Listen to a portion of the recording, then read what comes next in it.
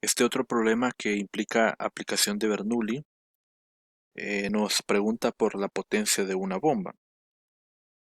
Aquí vamos a aplicar un poco el concepto de potencia hidráulica, aunque lo vamos a determinar de una forma diferente. Veamos lo que nos dice. Dentro de un tanque grande se encuentra agua con una presión manométrica de 35 kilopascales en su superficie libre. Esta se bombea a través de una tubería, como se muestra en la figura, y sale a través de una boquilla para formar un chorro libre. Utilizando los datos, ¿cuál es la potencia requerida por la bomba? Bien, la situación es la que se presenta acá. Tenemos un depósito, estamos extrayendo agua y la presión que hay por encima del agua es una presión manométrica de 35 kilopascales. Importante la siguiente aclaración: cuando trabajemos con la ecuación de Bernoulli, hay que trabajar presiones del mismo tipo. O todas son presiones manométricas o todas son presiones absolutas. Bien, vamos a comenzar colocando los puntos donde conviene más aplicar la ecuación de Bernoulli. Por ejemplo, voy a seleccionar este punto de acá y le voy a llamar el punto 1. Y voy a seleccionar este otro punto de acá, que es justamente en la salida. Le voy a llamar el punto 2. Puedo realmente utilizar cualquier punto, porque la ecuación de Bernoulli es válida para toda la trayectoria del fluido. No trazo las líneas de corriente porque aquí se hace un poco más complicado por la forma del esquema. Entonces las líneas serían muy pequeñas como para poderlas estar dibujando. Pero sin embargo quiero que se entienda que la ecuación de Bernoulli es válida para cualquier línea de corriente. He utilizado estos dos puntos por la siguiente razón. En el punto 1 yo conozco la presión que ejerce el gas sobre la superficie del agua y que nos dicen que es de 35 kilopascales. En el punto 2 yo tengo una presión, es la presión atmosférica, pero hemos dicho que vamos a trabajar con presiones del mismo tipo. Puedo trabajar con esa presión atmosférica y entonces tendría que sumar a la presión manométrica que indicamos acá el valor de la presión atmosférica para que sea absoluta. O podría trabajar con el valor de la presión manométrica, pero en el punto 2 no tomaría la presión atmosférica, sino que tomaría una presión manométrica. Esa presión manométrica sería 0. Por otra parte, me convienen esos dos puntos porque si yo coloco el nivel de referencia sobre toda esta línea negra, yo sé que las alturas se eliminan.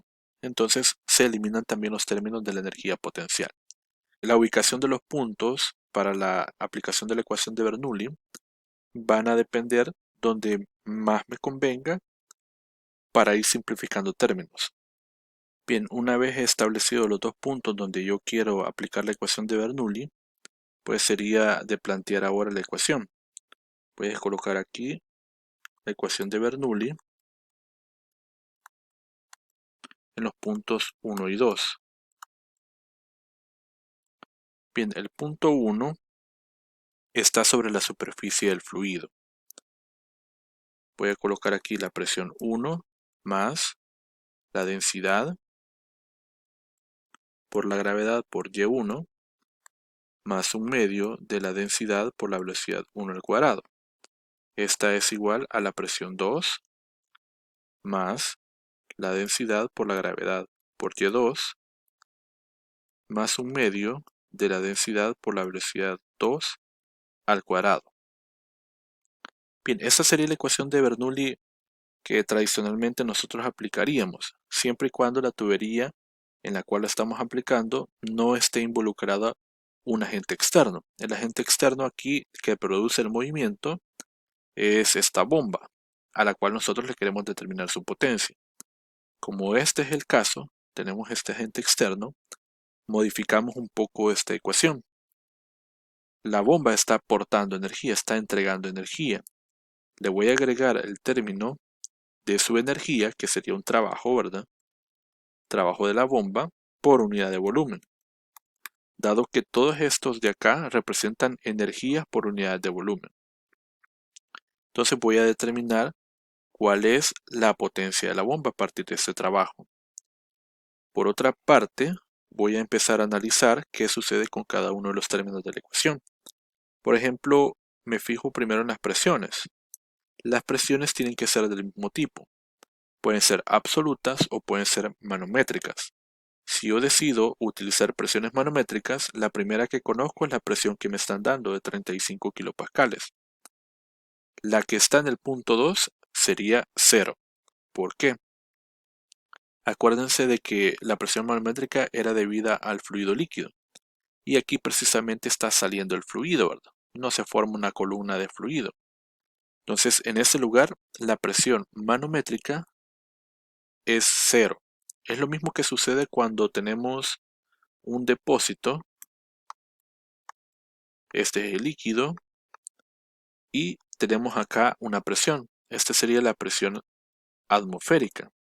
Ahora, si yo aplicara el concepto de presión absoluta, la presión absoluta sería igual a la presión atmosférica más una presión manométrica. Pero sobre la superficie del fluido no tenemos más que aire. Entonces la presión manométrica debido a ese líquido es 0. La presión absoluta en la superficie libre del fluido es la presión atmosférica.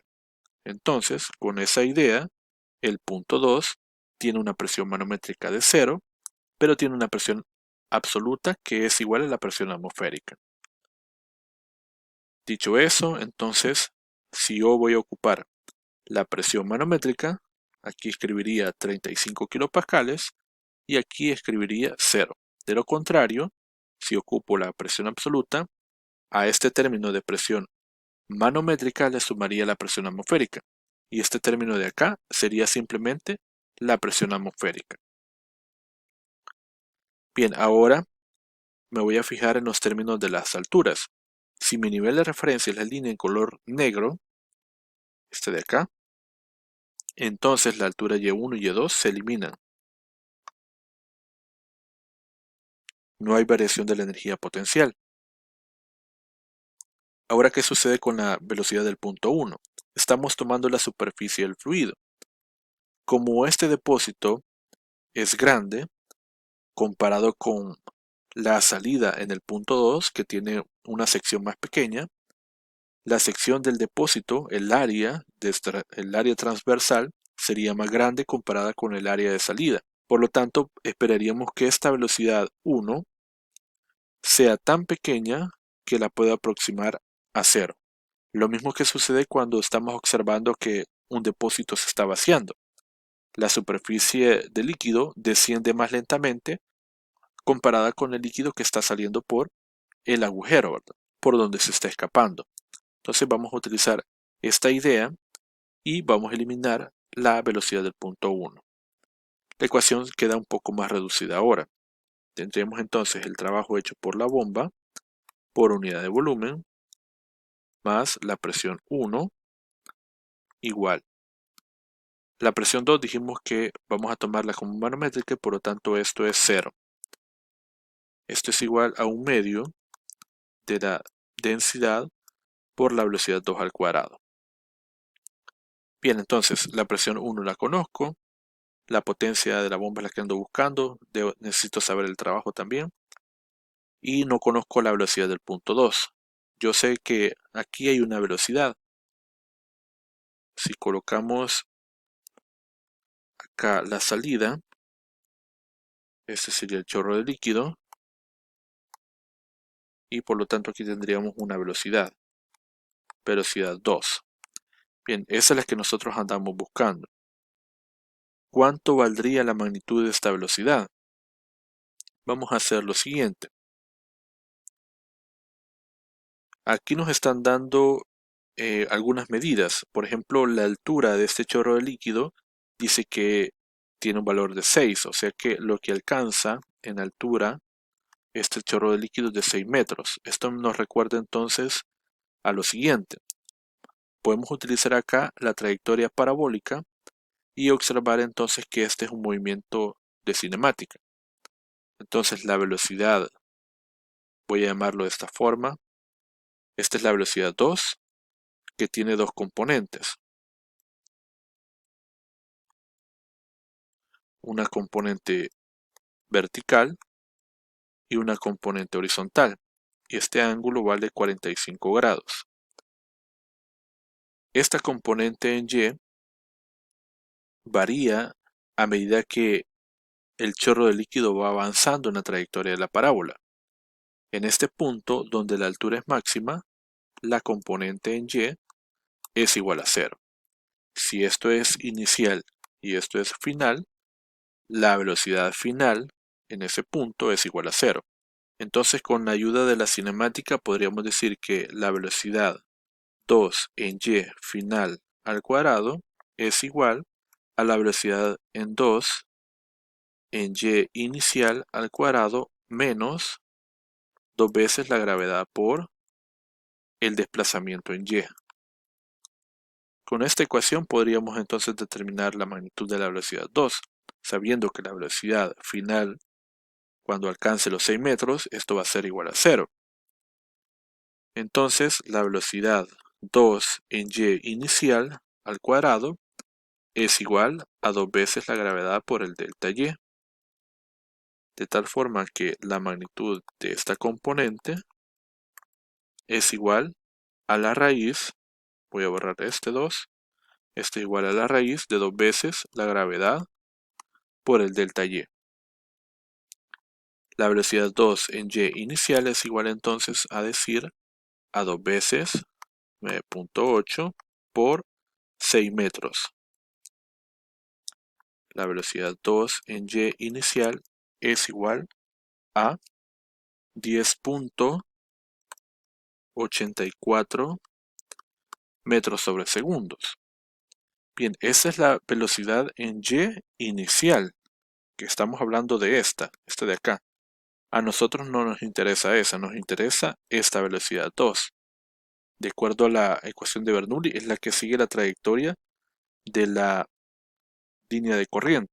¿Cómo determino entonces la velocidad 2? Pues yo aquí tendría un triángulo rectángulo y podría decir entonces que la velocidad 2 en Y inicial es igual a la velocidad 2 por el seno del ángulo. Entonces la velocidad 2 será igual a la velocidad 2 en Y inicial entre el seno del ángulo. Esto es igual a decir 10.84 entre el seno de 45 grados. Bien, esta velocidad 2 es entonces de 15.33 metros sobre segundos. Bien, ya tenemos acá la velocidad que nos va a servir para determinar lo que es el trabajo de la bomba. Voy a despejarlo de esta manera. El trabajo de la bomba por unidad de volumen es igual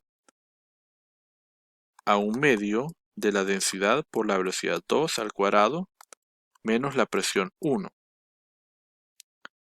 Y voy a decir el trabajo de la bomba es igual al volumen por 1/2 de la densidad por la velocidad 2 al cuadrado menos la presión 1.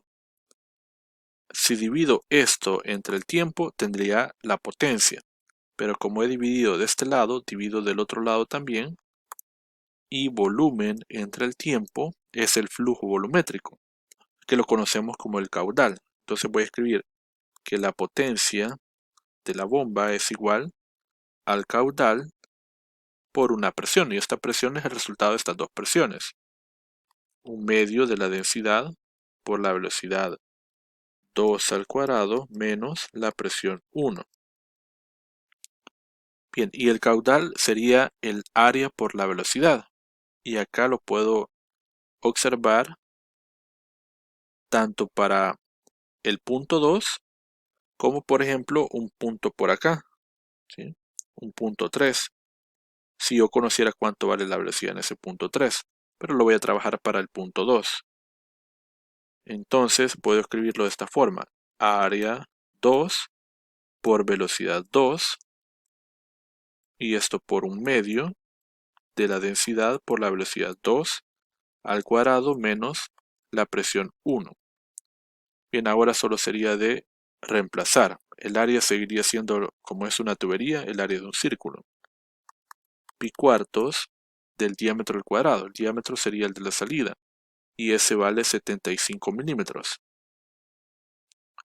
O sea, 75 por 10 a la menos 3 al cuadrado. Velocidad 2 dijimos que era 15.33. Y esto por un medio de la densidad, que es 1000, porque es agua, por la velocidad 2. La velocidad 2 también es 15.33 al cuadrado, menos la presión del punto 1, que esa vale 35 kilopascales.